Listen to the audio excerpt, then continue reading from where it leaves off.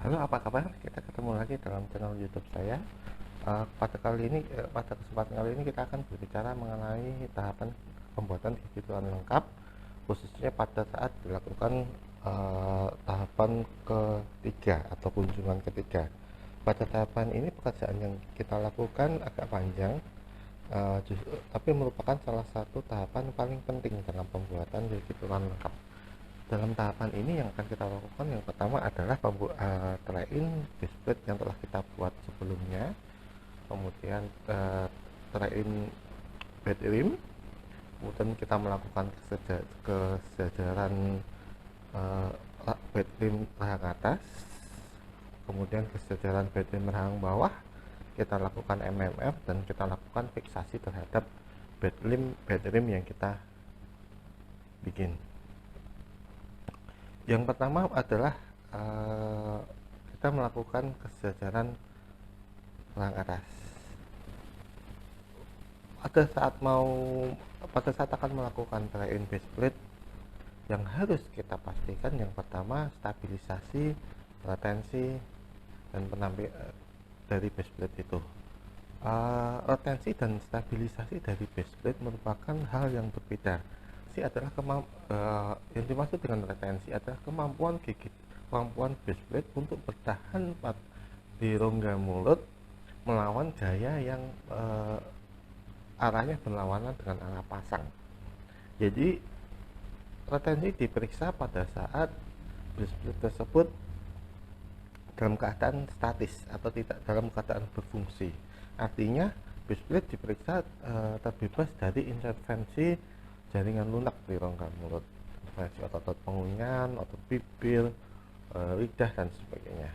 Sedangkan stabilisasi merupakan kemampuan base plate untuk bertahan di tempatnya melawan semua gaya, baik ya gaya yang arahnya ke arah occlusal, ke arah gingival, ke arah oblik, atau ke arah kanan kiri.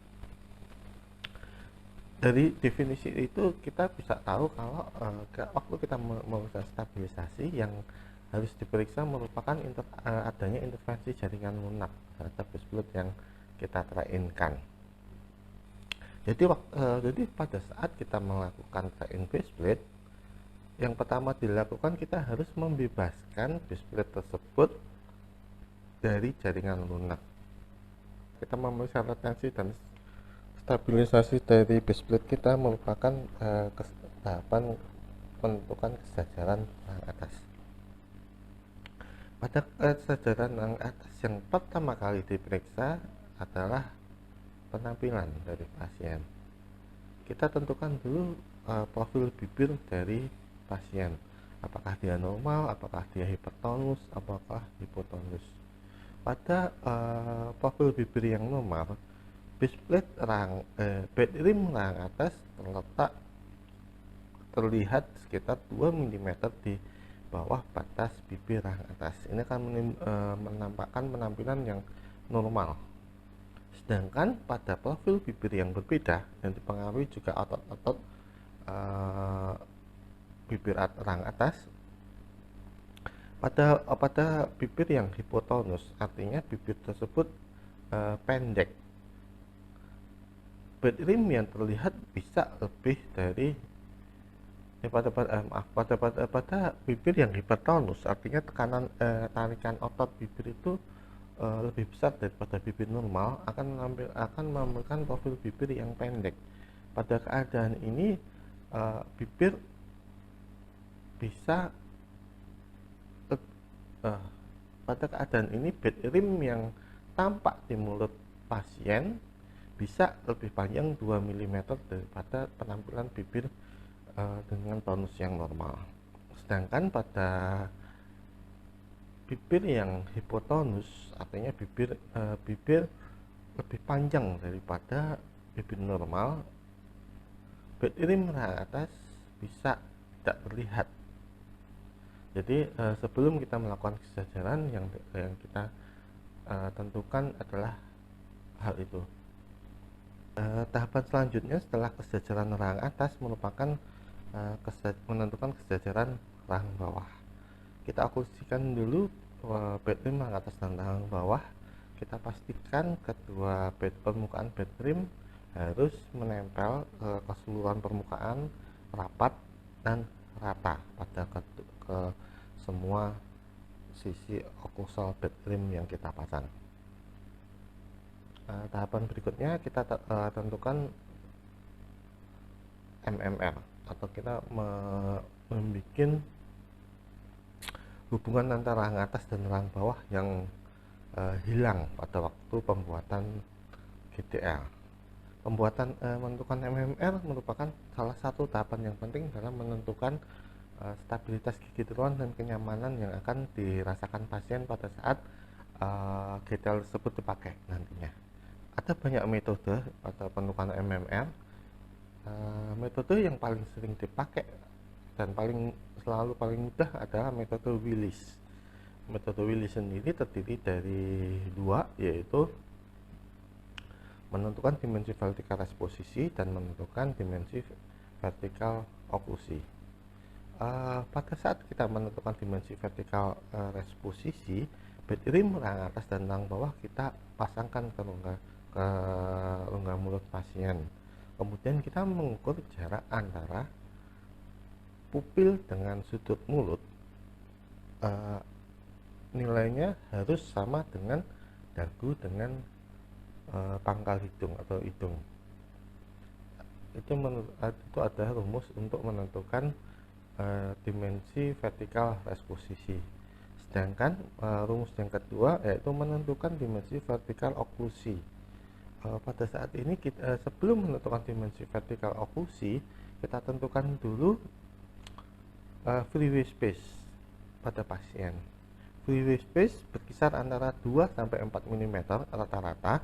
Jadi bisa pada freeway space pasien bisa kurang atau bisa lebih dari 2-4 mm, tapi rata-rata yang sering kita jumpai adalah 2 sampai 4 mm. Maka ceknya bagaimana? Freeway space merupakan ruangan potensial yang akan digunakan pasien pada saat dia mengucapkan bunyi. Jadi pada freeway space bisa kita temui pada saat pasien dalam keadaan santai. Jadi tonus otot dalam keadaan santai, ada celah antara rang atas dan rang bawah. Itulah freeway space pada pasien. Dalam menentukan dimensi vertikal oklusi, rumusnya adalah jarak antara hidung dagu sama dengan jarak antara pupil dengan sudut mulut dikurangi freeway space yang tadi telah kita tentukan. Untuk mengecek freeway space kita bisa menggunakan metode Silverman, yaitu metode di mana pasien mengucapkan huruf S. Kenapa huruf S? Karena pada saat pasien mengucapkan huruf S, gerakan mengucapkan huruf S merupakan gerakan di saat ada celah antara bed rim rang atas dan rang bawah. Kemudian dalam tahapan proses mengucapkan huruf S, letak lidah akan terletak pada sisi palatal gigi incisivus rang atas, dan pada akhir pengucapan huruf S, bed rim rang atas dan rang bawah dalam keadaan oklusi. Artinya kita bisa mengecek pengucapan huruf apakah sudah jelas atau tidak. Apabila dia sudah jelas, yang pengucapan huruf S akan terdengar jelas dan tepat dan bisa memanjang. Sedangkan apabila bed rim kita masih terlalu tinggi, huruf S yang diucapkan oleh pasien biasanya akan berhenti. Jadi tidak bisa mengucapkan huruf S panjang karena bed rim rang atas dan rang bawah keburu terhenti sebelum proses pengucapan huruf S itu berhenti. Sedangkan pada bed rim yang terlalu panjang, bed rim rang atas dan bawah tidak terlalu freeway space yang terlalu panjang, bed rim rang atas dan bawah tidak ketemu. Akibatnya ada ludah pasien yang keluar. Tahapan ini adalah tahapan terjun base plate rang atas. Jadi sebelum kita pasang, kita tarik dulu posisi bibir pasien dan pipi pasien, sehingga kita bisa melihat retensi dari base plate yang kita bikin. Pada saat base plate itu retensi, seperti ada gaya tarikan yang disebabkan oleh adanya keadaan vakum area di bawah base plate kita. Jadi tidak sama dengan keadaan base plate yang menempel. Pada waktu retensi berarti vakum area tersebut sudah terbentuk. Jadi apabila kita berusaha melepas base plate tersebut, akan ada tekanan tarikan dari rongga mulut pasien. Setelah retensi kita pastikan kita dapat, yang kedua memeriksa stabilisasi pasien. Kita menggerakkan bibir dan pipi pasien per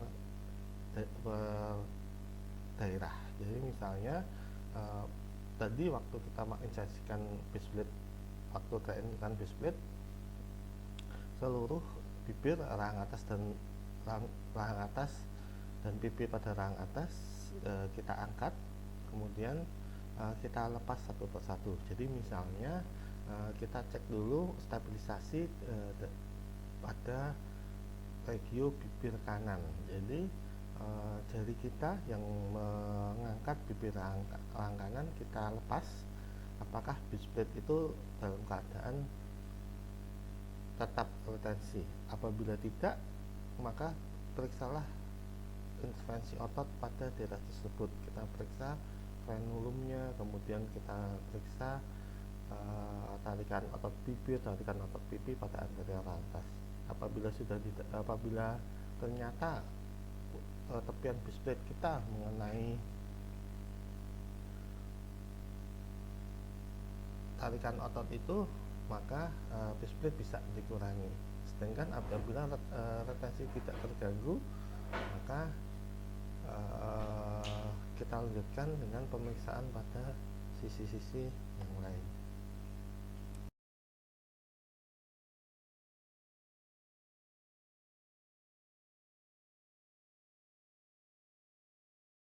Pada saat kita akan menentukan kesejajaran base plate rahang atas, yang kita tentukan pertama merupakan titik rotation center. Rotation center sendiri merupakan daerah di mana kondilus rahang atas berada. Jadi kita periksa dengan cara menyuruh pasien untuk menutup mulutnya. Kita periksa pada daerah yang terasa ada putaran kondilus di situ. Selain itu bisa kita periksa juga dengan kita menentukan dengan cara menarik garis di antara meatus acousticus externus dengan sudut mata. Titik rotation center berkisar 13 mm dari tragus auricularis yang terdapat pada garis yang kita bikin tadi. Garis itu kemudian kita tandai, kemudian kita pasang tali ke rahang kanan ke rahang kiri dengan bantuan isolasi. Saya lebih suka untuk menggunakan isolasi seperti isolasi luka, yang isolasi yang berwarna coklat itu, jadi dia tidak mudah terlepas. Kita isolasi pada daerah rotation center tadi, kanan kiri, dan juga pada daerah pipi pasien agar tidak bergeser. Kemudian kesejajaran diperiksa menggunakan alat occlusal gate plane. Kita lihat apakah masih ada daerah yang miring dibandingkan dengan garis yang kita bikin. Apabila masih ada, berarti kita lakukan pengurangan. Saya lebih suka untuk menggunakan alat kapi, jadi bukan menggunakan meja artikulator, karena pertama meja artikulator memang bukan digunakan untuk mengurangi bed rim rahang bawah, rahang atas, Dan kemudian apabila kita menggunakan meja obturator, kelemahan yang pertama dia tidak memiliki gagang, jadi kalau nanti kita panaskan pasti terasa panas juga di tangan kita.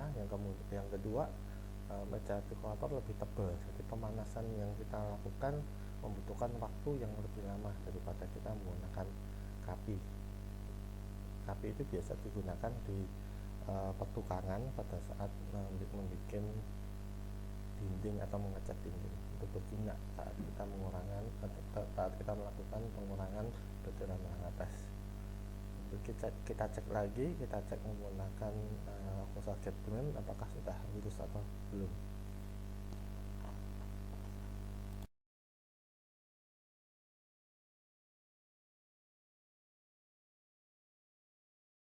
Teknik kedua yang mungkin perlu teman-teman ketahui juga bukan tutut teknik. Jadi kita bikin semacam penanda pada daerah hidung pasien dan bahu pasien. Kita masukkan bakteri menang atas dan menang bawah, instruksikan pasien untuk melakukan gerakan relaksasi. Jadi dalam keadaan otot dalam keadaan sangat rileks, kemudian kita ukur jarak kedua titik tersebut. Itu merupakan jarak vertikal dimensi resposisi. Kemudian kita bandingkan dengan jarak pada saat pasien melakukan oklusi. Kita juga perlu memperhatikan fluid space pasien. Jadi gerakan pada relasi eksposisi tadi dikurangi dengan fluid space merupakan jarak oklusi pasien. Kedua teknik tersebut memiliki kelebihan dan kekurangan masing-masing. Jadi lebih baik apabila kita melakukan kombinasi dari beberapa teknik yang kita ketahui untuk menentukan fluid space yang benar pada pasien. Untuk melihat apakah sudah tepat, kita lihat profil muka pasien. Jadi ada perbaikan dari profil keseluruhan pasien. Pasien tidak terlihat lagi pipi yang kempot atau sebagainya. Kemudian kita tanyakan ke pasien apakah pasien sudah merasa nyaman. Kemudian kita juga mengecek kembali pengucapan huruf-huruf yang diucapkan oleh pasien.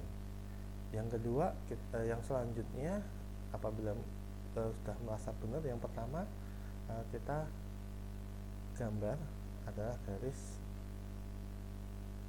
median pada bakteri menang atas dan menang bawah. Pada penggambaran garis median, kita suruh pasien untuk melakukan oklusi, kemudian kita garis, kemudian pasien kita suruh melakukan buka tutup mulut kembali, kemudian kita lihat apakah garis itu masih dalam posisi yang tetap. Apabila ada perubahan, maka pasien diinstruksikan untuk kembali membuka mulut. Kita lakukan penggarisan lagi pada garis median. Kita lihat garis yang paling sering ketemu, jadi itu sebagai garis median dari pasien. Kemudian kita gambar juga pada garis canines. Garis canines itu terletak pada sudut mulut kanan kiri, berguna untuk menentukan lebar gigi anterior rahang atas. Jadi nanti lebar setengah gigi canines kanan kiri merupakan garis canines yang kita bikin. Jadi kalau keempat gigi anterior dan setengah dari gigi canines merupakan lebar dari garis canines yang kita bikin. Yang terakhir kita gambar dari senyum pasien, dari pasien dalam keadaan senyum kecil. Kemudian kita garis juga pada bakteri menang atas dan bawah kita. Ini sangat berguna sekali pada pembuatan detail yang estetik nanti. Jadi seberapa banyak lebar anasir yang kelihatan pada saat pasien melakukan gerakan senyum.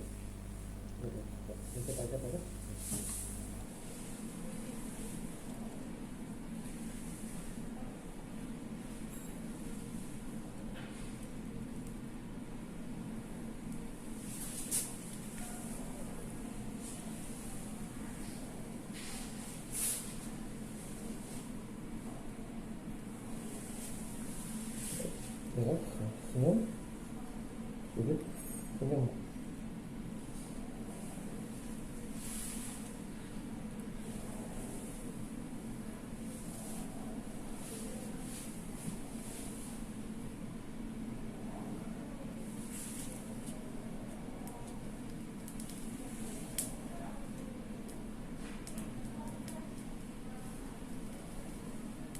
Tahapan terakhir pada kunjungan ketiga ini adalah tahap fiksasi. Fiksasi yang paling mudah menggunakan metode staples, tapi metode ini juga memiliki kelemahan, yaitu posisi BT mengarah atas dan bawah harus dalam keadaan tetap sampai nanti saat mounting di artikulator selesai. Metode yang lain adalah metode double groove. Metode ini lebih sulit dilakukan, tapi dia memiliki keuntungan posisi badan mengarah atas dan bawah bisa berubah.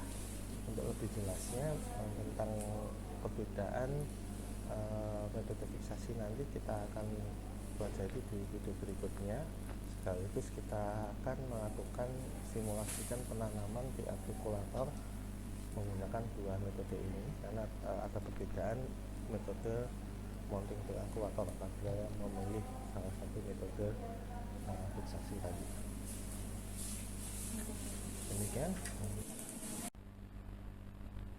Demikian tahapan ketiga dari proses pembuatan GTron lengkap. Semoga berguna. Kita akan ketemu lagi dengan video berikutnya, yaitu video pembuatan tahap GTL pada kunjungan keempat, yaitu train anterior posterior penyusunan gigi.